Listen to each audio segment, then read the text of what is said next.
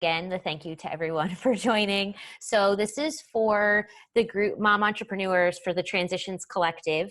And thanks everyone for calling in. We have Sarah Frink with us today, who is from Real Marketing Solutions. She's a marketing expert. And I know so many of us have talked in the past about marketing for our business and what to do, what not to do, where should we be spending our time. So Sarah has graciously said that she would help us today. So Sarah, I was thinking you could introduce yourself to everyone and give a little bit about your background, and then jump into the marketing piece. I have some questions prepped if we need them, but then later we'll also open it up to Q&A. And for those of you not so familiar with Zoom perhaps, or even if you are, there is a chat function. So if you, on the bottom of your screen, so if you feel that if you want to submit a question that way, feel free to use the chat box and I'll be checking that periodically. And you can send the chat to everyone or send the chat even just to me or different, it doesn't matter, but I'll be checking that. So in case that helps anyone. So perfect. Thank you, Sarah. Yeah, absolutely. Well, thank you for having me, everyone. I can't see a lot of faces, but hopefully you can see mine and hear me. I'm happy to be here, and I guess I'll tell you a little bit about me. It's always weird talking about yourself, but yeah, but do it. So my background is actually in the mortgage industry. I was a loan originator for 8 years.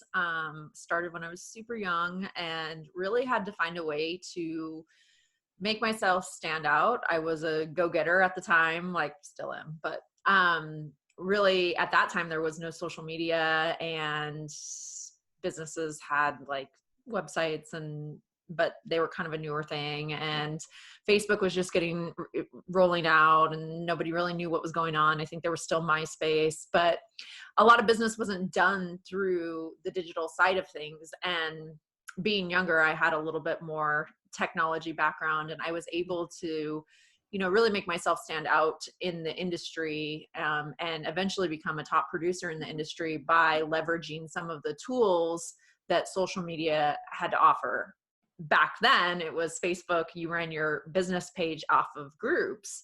And as groups really blew up, then business pages rolled out, and I was able to really distinguish myself with builders and other real estate agents because nobody really knew what to do with social media at the time. And fast forward years later, I knew that wasn't my calling, what I really wanted to do in life, and took some time off and traveled around the world and really thought about like, hey, what do I want to do? What's the bigger purpose? I didn't really want to work for a company anymore. I was kind of over it, burnout, and came back and for my travels and decided to kind of help people in these industries learn how to use social media to leverage their business. And at that point in time, social media was really one of the newfound ways that you were using to market your business.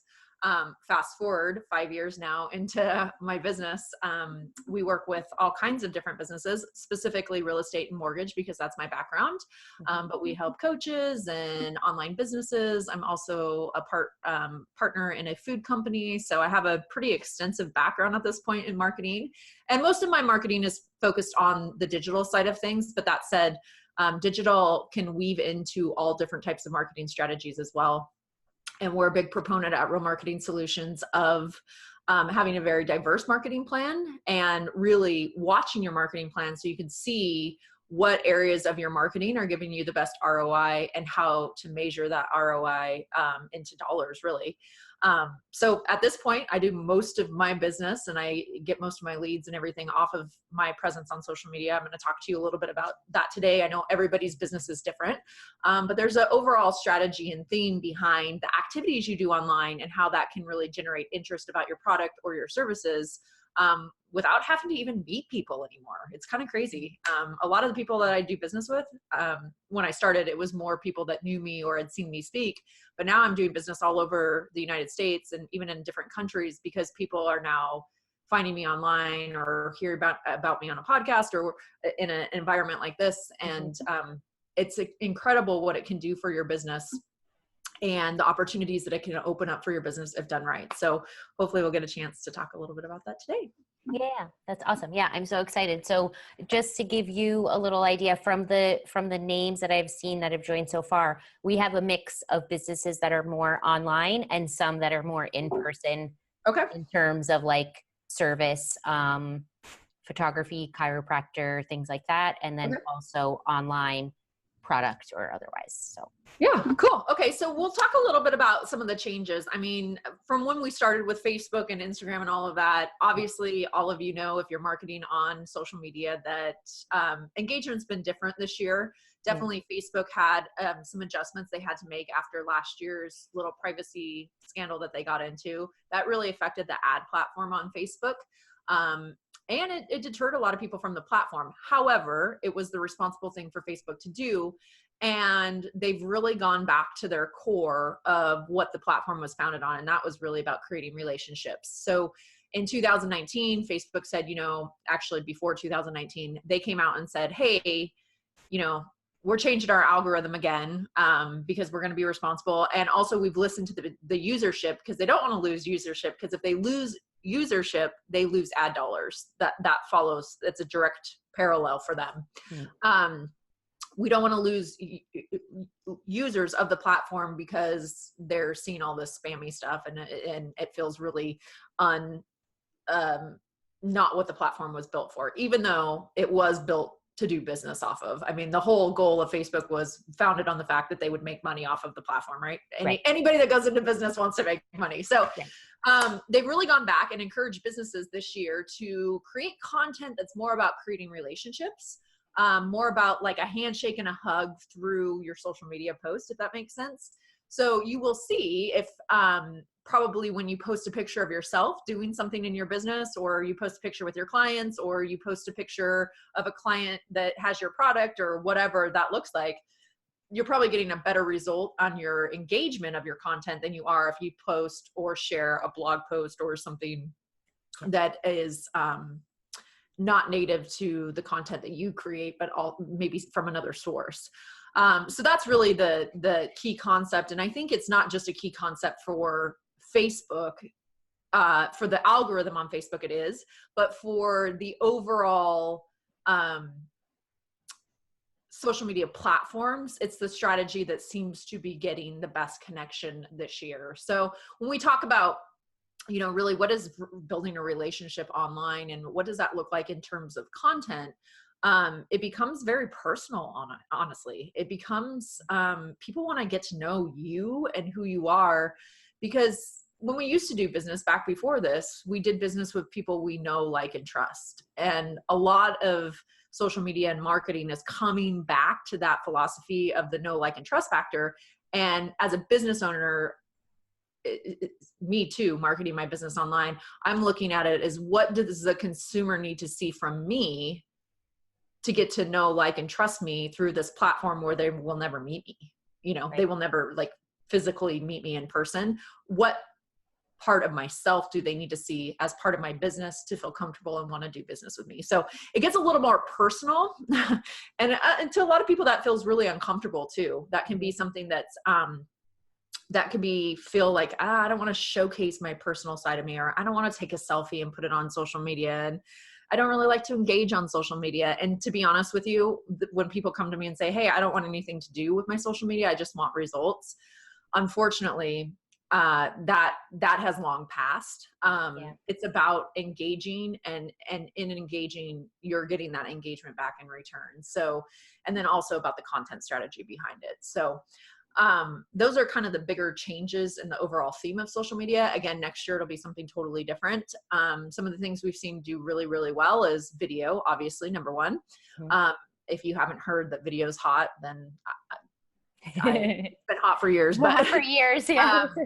It's really there. However, we all are also seeing like real imagery of yourself, your clients, your business, the behind the scenes of your business really produce a lot of results when it comes to social media this year as well. So Facebook and Instagram launched their story feature. So Instagram first was, and then obviously Facebook owns Instagram, so they piggybacked off of that. They're both a little bit different in terms of how you use them, but the story feature has been one of those things that has helped businesses that maybe didn't do a great job in their actual day-to-day content strategy of showcasing their behind the scenes. It's allowed them this little avenue to be able to do that. And it's been really cool to watch. Again, you gotta get personal and you have to kind of expose yourself out there. So it's really about stepping up to the plate as a business owner. And if it's not your area of expertise, finding somebody in your team or hiring a company like myself to help you figure out what that looks like for your business. Yeah. Yeah. I personally myself struggled with that. I've kind of gotten over it over time, but yeah, sharing like, and my husband is like super like not social media at all. He's a lawyer. So yeah, like very paranoid. And so it's taken me some time to say like, okay, I'm putting myself out there as the brand, as the owner, as the person that's invested in my company and trying to. Yeah, and the definition of a brand has just become so different too as this has evolved. Is your brand is more of a personality as opposed to, you know, a logo now and a color palette. It's becoming a personality.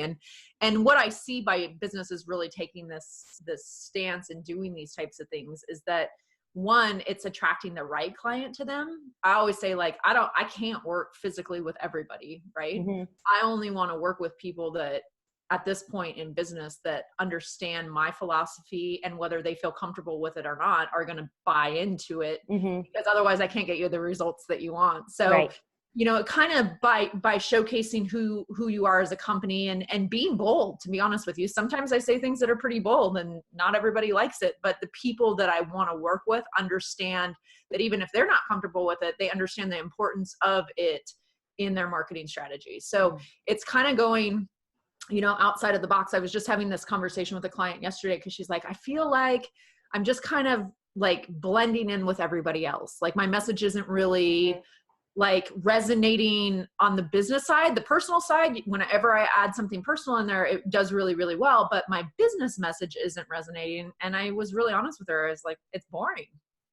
It's just, it's not anything different than what Sue's doing down the road. And when you're in this small field and there's a lot of fish in your sea, the blue ocean, the red ocean, you know, like when there's a lot of people in that sea, what is your differentiator? And are you able to express that differentiator in a way that's going to get people's attention? So we spent a lot of time talking about, you know, this verbiage just isn't resonating with your audience. So what can we say? What do you feel comfortable with me saying on your behalf? How bold can we go? Because this is what I would say. If it were my business, I would say systems suck. You know, it's the pain in your neck of your business, but they're required. You know, they can create all those different things, but you have to be a little bit bolder in what you're saying. So, you know, understanding that if you just find that your content's like molding into everybody else's, or you sound the same as your other coach friend down the road, or your product, you know, resonates similar to a product that has national exposure, you're going to have to do something different to get the exposure that you need. The other side of social media is you do have to pay to play this year. You know, the Facebook ad platform did change quite a bit, but it's still one of the largest ways that you can get exposure with people that you've never even seen or met or around the world.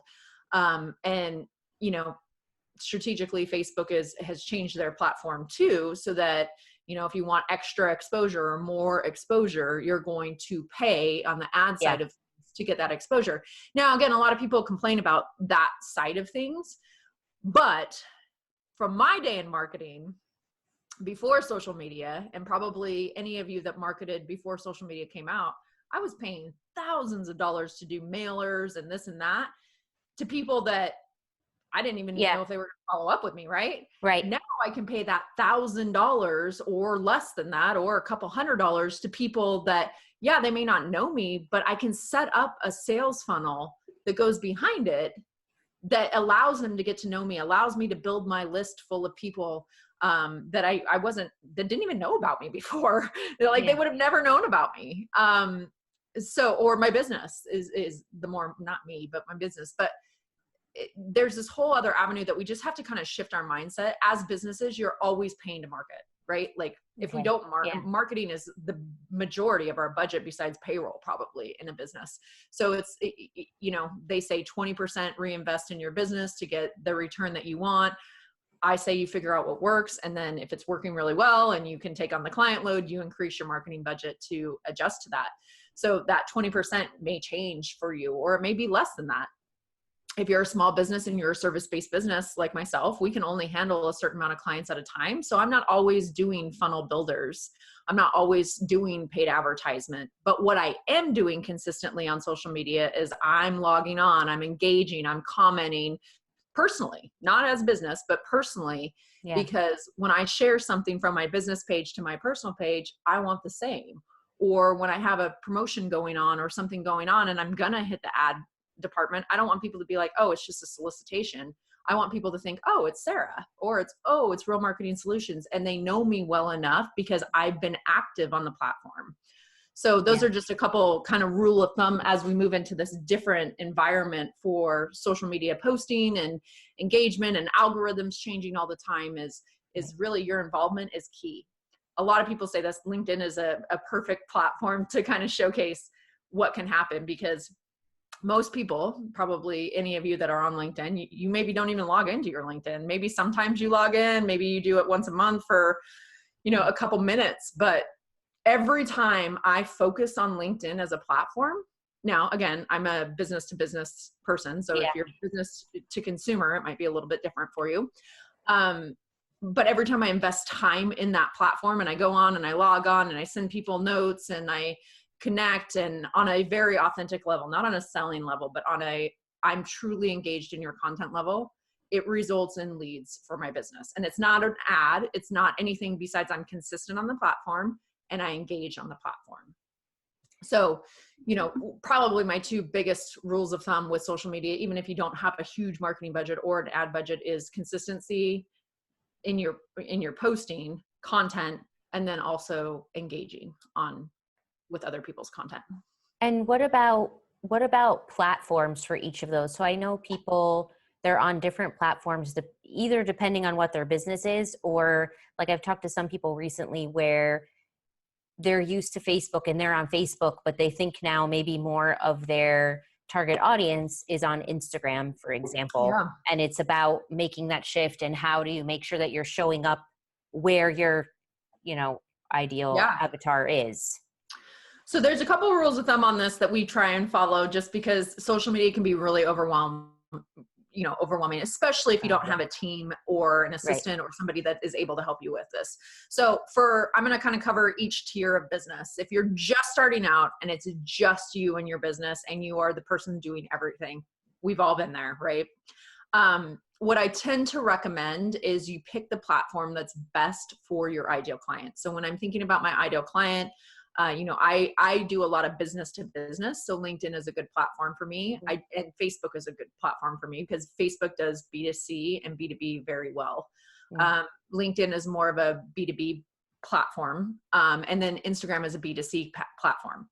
Now, the one thing to note about Instagram is the usership is strongly millennial and lower based. So if you're targeting, retirees or older people and you're on Instagram at this point in time, that's not where they're at. Another thing to note about Instagram, it's a very visual platform. So, it's more about that exposing yourself as it is to just putting up content like a meme or overly branded and salesy content. You have to have a strategy. Typically you want a pattern and a visual layout and all of those types of things to make it really pop when people land on your page. So to me, Instagram, unless you're targeting millennials and unless you're product based, it may not be the best platform for you. Again, if you're super active on the platform and you're really focused on that platform and your ideal clients are on that platform, then that might be the platform for you to bite off. But I would say, as just a startup business, you pick the platform where your people are at. and you do that platform really, really well. You learn it, you navigate it, you learn it, and you're consistent on it. From there, you can look at other platforms to add in. What we often see, especially in first year, second year businesses that are budget strapped, is that I'm on Pinterest, but I don't know what I'm doing on Pinterest. I'm on LinkedIn, but I don't know, I have no strategy. I'm on Instagram and I have no strategy there. I'm everywhere, but I'm not getting anything. That's probably the most common comment we see from people that are trying to figure it out on their own. And what I would highly recommend you don't do is go on every platform and do it kind of shoddy. I would recommend that you pick the platform that you feel you have the best momentum around and that you feel your ideal client is on. And I would invest in that platform, invest my time, invest my content, invest in that platform specifically until I master it and I feel like I can add in another platform. From there, obviously, I just went over, B2B and B2C on Facebook, B2B and B2C on Instagram, but strongly millennial based at this point, B2C on LinkedIn. Pinterest is not technically a social media platform, but for product-based businesses, it is really powerful because it's actually a search engine and acts as almost like a Google does. So when I go to Pinterest, and I just recently, we bought a house yesterday. Oh, congratulations. Yeah. And I wanted to look at color schemes and color palettes and wall murals and all these different things. The first place I went was Pinterest. And from there, I got all my inspiration, all of that. But that's what Pinterest is. I go in, I put wall mural with mountains on it, and it pops up all the things, and I can shop straight from there. So it's a very powerful search engine for product-based businesses. I will tell you, as a service-based business, I don't spend a lot of time on it. I put more of my efforts into my Google search, my website, my SEO, all of that. Not saying I couldn't get it off of Pinterest. That's just not where I choose to spend my time, because I think more people would Google me or Google a service than they would look it up on Pinterest. Yeah. But for product-based, it's hot. I mean, there's just no other way to go about it. And then Twitter is an interesting platform that I have a love-hate relationship with, honestly. We work for large mortgage corporations and we represent them. We spend a lot of time on Twitter because a lot of people are sharing our content, economics, news, all of that are sharing our content. So we spend a lot of time on there. As a solo business, and a small business on my own, unless I'm looking to get noticed by an influencer, or say for me, it might be Social Media Marketing Society because I want to be a speaker on their stage. I don't tend, if I'm trying to attract a consumer, to spend much time on Twitter.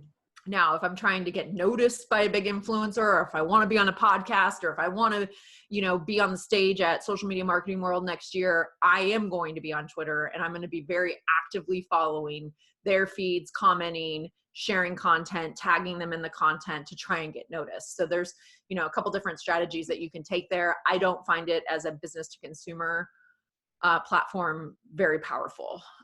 But again, everybody's experience with it is different. And if you invest in the platform and really learn how to use the platform and know that your ideal clients are there, then it can't hurt you to be on the platform. It's just, where are you going to spend your time and where are you going to get the best return?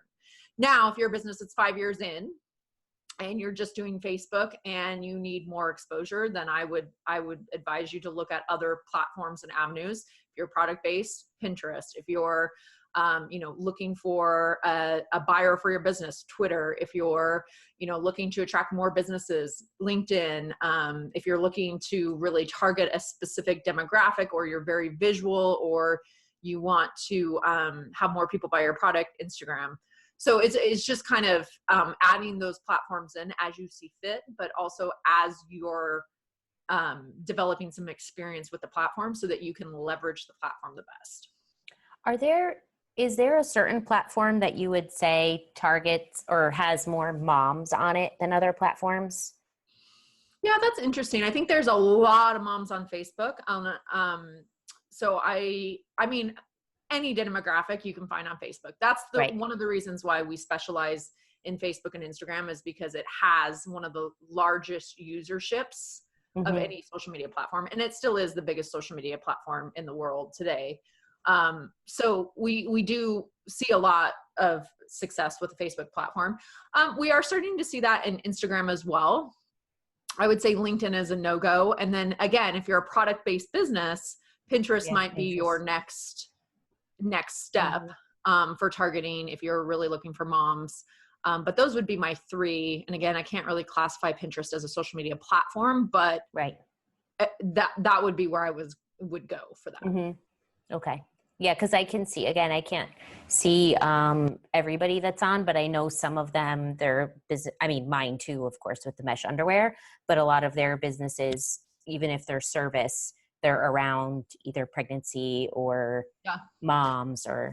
And so that's another good thing to know with Pinterest, especially if you're targeting like a product for a mom or moms. I don't know about you, but I read a lot. Like I research a lot of stuff. Yeah. And a lot of times the articles pop up through Pinterest. Not all the time, but if I'm looking for something, I Google it first, right? Yeah. Unless I'm looking for a product and then I go specifically to Pinterest to look for it. But if I'm looking for information, Pinterest can still be a very strong platform for services or information housing. Oh, yeah.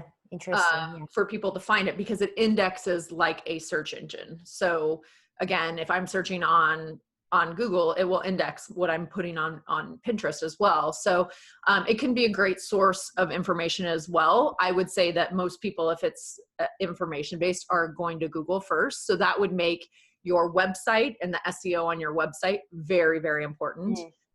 If you want to be found because of the content that you're creating and you want people to search it out, your website is one of your most powerful tools, but not just your website. It would be your blog that you're optimizing and using keywords and making sure that your blog is strong and has the right number of characters and words and is SEO'd properly and has keyword tags and all of that in there, because your blog, chances are, is going to show up before your website shows up, Right. in a search. A specific article. Yeah. Yeah. And then also YouTube has a lot of power to it. So I haven't said a lot about YouTube yet, but YouTube is a great, people ask like, well, do you do Vimeo or do you do, Vimeo or do you do YouTube? And the reason I love YouTube and would always say YouTube 100% over is that it's owned by Google, right? Yeah. And Google is the largest search engine in the world. So if you're doing video content on YouTube and you're using your YouTube channel, the same rule of a blog applies there. YouTube loves your headline. They love your description, and they index the first 180 characters of your description. So that's what they're crawling to see if you have the keywords in there. And then also your keyword tags in your video are super, super important. Again, your vlog on YouTube can act as it's a double whammy, right? It's SEO for you. Before my website was even built, so first year, second year business, before I even had any SEO on my website and people had searched it out, my YouTube channel would pop up before my website would. When you put Real Marketing Solutions in, my YouTube channel was the first thing that came up because I spent a lot of time making sure my descriptions were keyword rich, making sure that I had content on there, that it was relevant, updated. And now after 5 years, my website is the first thing that pulls up. But when you're just getting started out, YouTube could be probably more powerful than a website for you. And I've already started asking you questions because I can't help myself, but I think everyone will think these are helpful. In terms of video, I feel like there's a debate on lengths of time. Yeah. Well, so here's kind of the rule of thumb with video. For social media posting, attention spans go about 30 seconds. Yeah. They say you have to catch attention within the first 2 to 3 seconds of your video. So quick tip, I don't start a video by saying, hi, my name's Sarah Frink with Real Marketing Solutions. I start by saying, do you want to know the top 10 social media trends for 2019 that you have to know for your business? That's how I would start my video. And I would make that clip for social media 60 seconds at most. Or do a teaser video that gets them over to my website, that gets them to watch the full video or whatever. But I have to be really quick. I have to be really catchy on social media to get attention. Now, when I get them over to my longer video or my longer post or my YouTube channel to watch the full video, then I could do a 3 to 5 minute video. Chances are very few people are going to watch to 5 minutes. So I still like your video content, or I still recommend keeping video content under 3 minutes. Cause if I see a 3-minute video, I'm like, yeah, I could probably watch it. If I see a 10-minute, I'm like, no way, I don't have the time for it. Mm-hmm. So just thinking about like, what is your ideal audience? Now, if it's moms, they might want to watch the full video and they might have the ability to do that. If it's busy business professionals that are on the go, they probably are not going to watch a 10-minute video. They're going to be listening to it in their car. They're going to be doing something or multitasking and listening. So it's just really understanding your audience and what they need to hear. And then you have to test it. So if I, put up a 5-minute video, and it doesn't get great engagement, or it doesn't get good shares, or nobody comments or anything like that, chances are nobody watched it. So I might take that same 5-minute theme and break it down into 4 little videos to see if I can get people to watch it. So it's just really about taking your content, testing your content, and seeing what your audience wants from you. And then if you're doing anything longer than 5 to 10 minutes, anything longer than really 3 minutes is probably best served in like a Facebook Live or something like that, a more like a learning session. And then if you're going up to like 15 minutes, you're probably looking at like a webinar or something where people have opted in and want this information and are invested in watching it. Yeah. I heard this, I was building an online course a while back, which we have. And the person from the company that I hosted my online course through said to me, I had all these videos recorded. I did like 10-minute trainings on each topic, and I had done all of this. And she said, chances are you're going to lose everybody because they're just too long of videos. And I was like, 10 minutes for a training? And she's like, yeah, I would prefer you break them down into little 3-minute segments at the most. 3 minutes. I was like, so literally I was doing a video on every topic. However, the feedback that I received from people that had signed up for it when I had 10-minute videos, and the people that I had put into the program after I recorded these 2 to 3 minute videos, was completely different. I had a huge success rate over here of people that actually completed the course on the 2 to 3 minute videos, and a much lower completion rate on the people that I had put in with 10-minute videos. So that said, interesting. To me, it told me that she was right. People just don't digest big content anymore. And largely because we are in this digital world where things are just coming at us faster than we can do. Our attention spans have gotten so short. I was just talking to my 5-year-old today about attention spans, and like, buddy, gotta just focus. But it's true. Even adults struggle with that because there's so much information coming at us all the time that we just don't dive much deeper than what we can process at that moment. Yeah, that's a good point. Yeah. Okay. Well, I would like to open it up for questions because we have about 20 minutes, unless there were any other, we'll see how people. That's a pretty good rundown, but if I'd like to focus on your specific questions if anybody has any, so that we can try and get you the most help that you need. Yeah. So if anybody has any questions, I think you're able to unmute yourself, or you can type the question into the chat box. So that is another option for you. And I'll kind of be taking a look at the chat box too. I did also pull up, let me grab it here, from when I originally posted. Some people had some questions that I think the other thing that, and we can, again, I'll just kind of see if people come in with questions. You covered it a little bit because you talked about like where to start out. But I have a feeling for a lot of people watching, they might also say like, it just seems very overwhelming.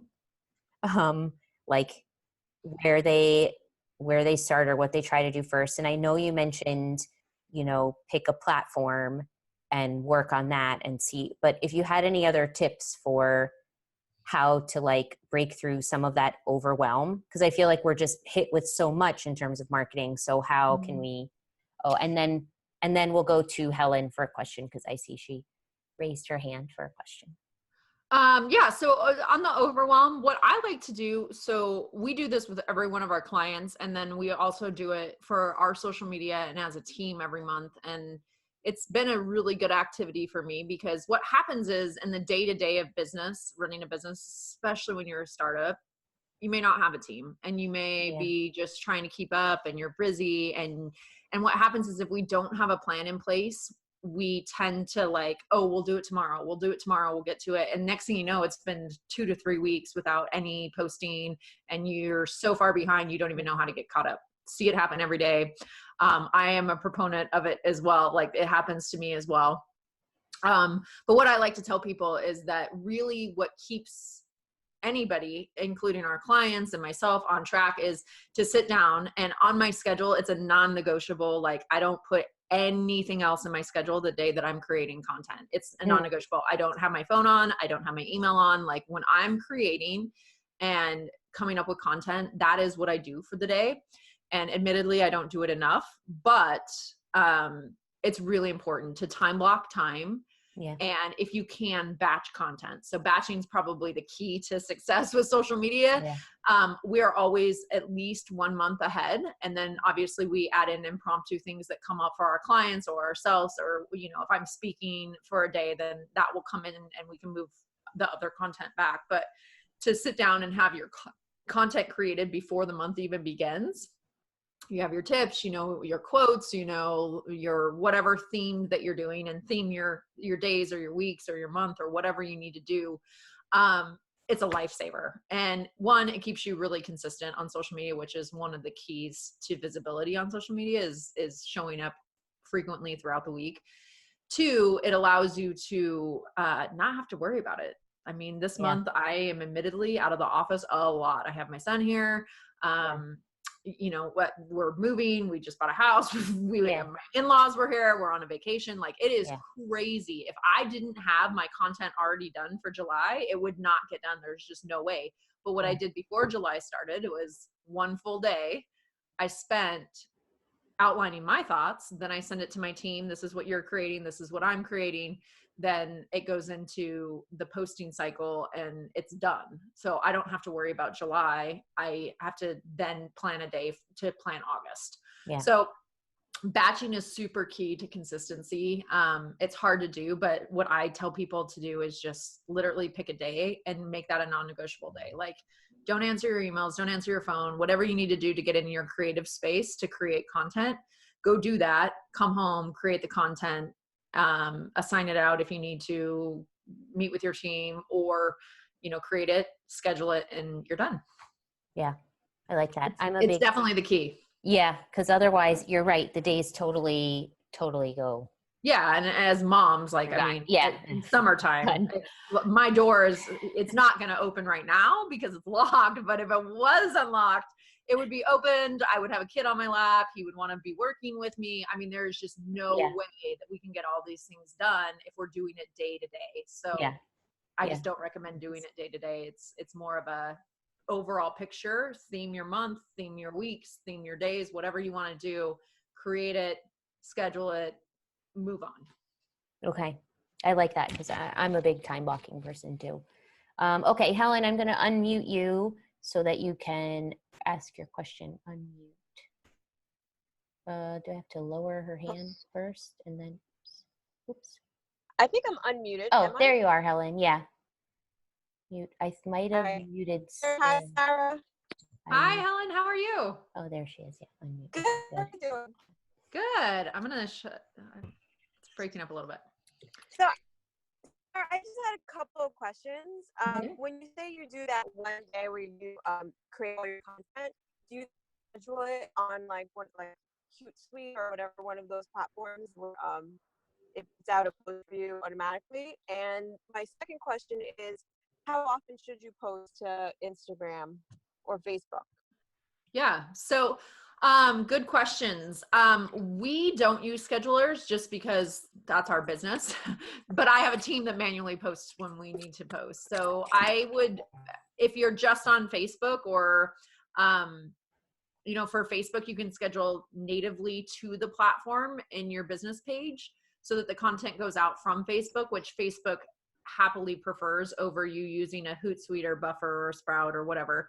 But in all honesty, I actually just did a tip about this. especially in the summertime, we have so many people off, on vacation this week or on vacation this week, that we actually do use a scheduler during the summertime, because I can't keep up and I'm not going to manually post for everybody. So when at all possible, I would say manually post, because you're going to get the better engagement numbers. But at this point, every platform recognizes a scheduler, and I think you could easily use that. One of my favorites is Sprout.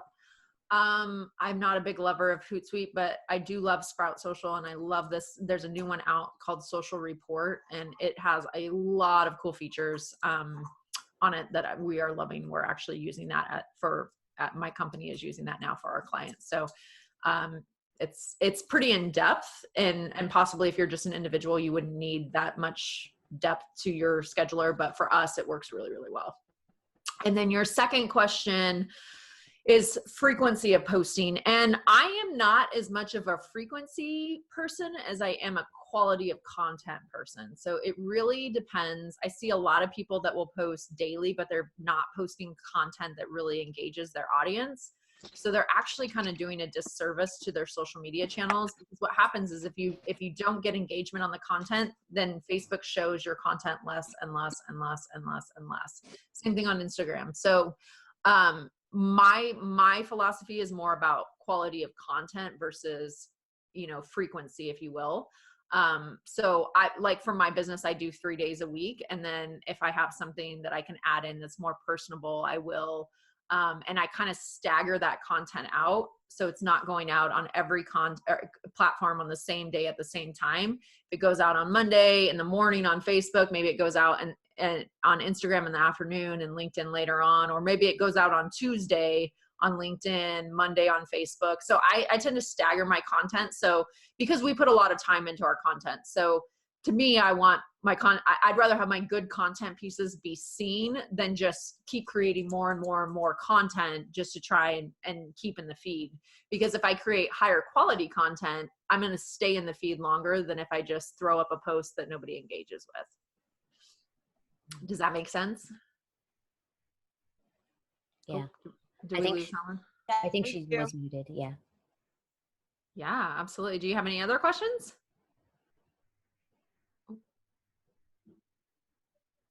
Okay. Anybody else? Yeah. Any other questions from anybody? We'll give them a second. We didn't really talk about email marketing strategies. Mm-hmm. Maybe we could spend a couple minutes on that, because I'm just going through my original post where marketing came up so much, and email marketing was one of those things about like why you need it and how much to focus on it.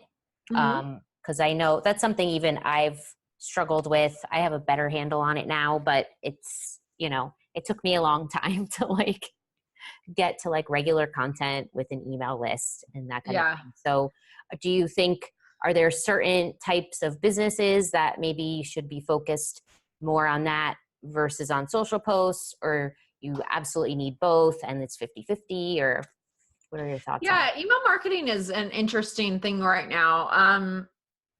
It's lost a lot of momentum over the last couple of years because so many people have resorted to email marketing and done it so spammy that it's actually done people that don't do it spammy in a spam way an injustice for sure.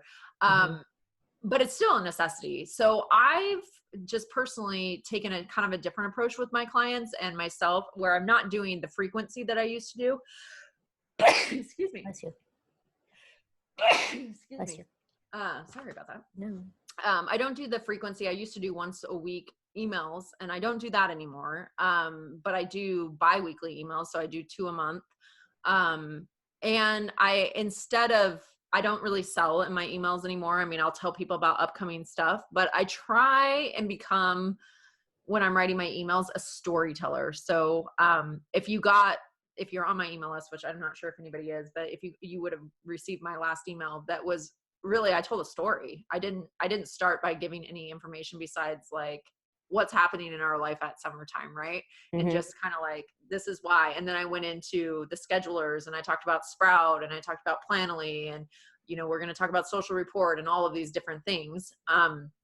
But I I started with this story. And when I start with a story and I talk really personally about either challenges or successes or anything like that I'm having in my business and then relate it to a tip, I get a great response. Like I was just looking at my email this morning because I sent it out yesterday, and I think we just sent it out this morning. We did. There's just emails like, oh my gosh, that was so valuable. I'm so happy you're having a great summer. It sounds like but again, there was a lot of value in it, but I didn't start by just the value because nobody would have read it. So I tried to relate it to what's going on in my life and why this would be so important, because if it relates to my life, it probably relates to your life as a mom, as a business owner, as we're on the short time period to get things done, right? Especially in the summertime when kids are out of school. So I tried to relate it to what we're doing in our life with my husband and I both running businesses, and how I needed my social media to be more efficient and effective. And here's some tips on how to do that. And then I gave the value at the end of that. And the conversion rate's a lot higher on that. So it's just reframing what you're doing and how you're writing. Because man, when I get an email that's just like selling on something, or just like, do you have 5 minutes, or you need to check this out, or it's just about the person and their business, I'm just not interested. Yeah. There's so many emails, and and now I tend not to even give my real email out to people because my inbox is just spam.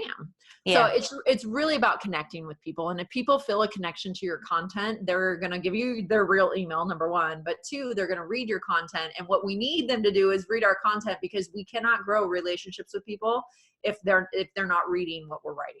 Yeah. I actually just decided this week I'm putting more of a story in my email, because I've just been struggling a lot lately. And I was like,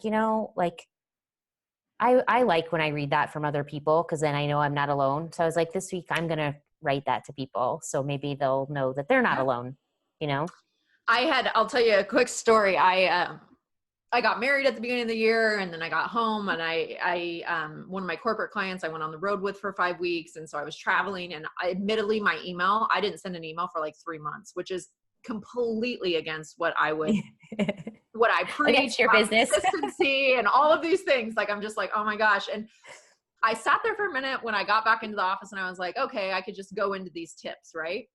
Or I could just be honest about what happened, because it's going to come across more relatable. So I actually wrote the story about the first 3 months of the new year and how I got so sidetracked. And I was really honest, the highs, the lows. I got married. It was amazing. Came home. All this stuff happened. I was like, next thing I knew, it was like April 15th and my taxes were due. Yeah.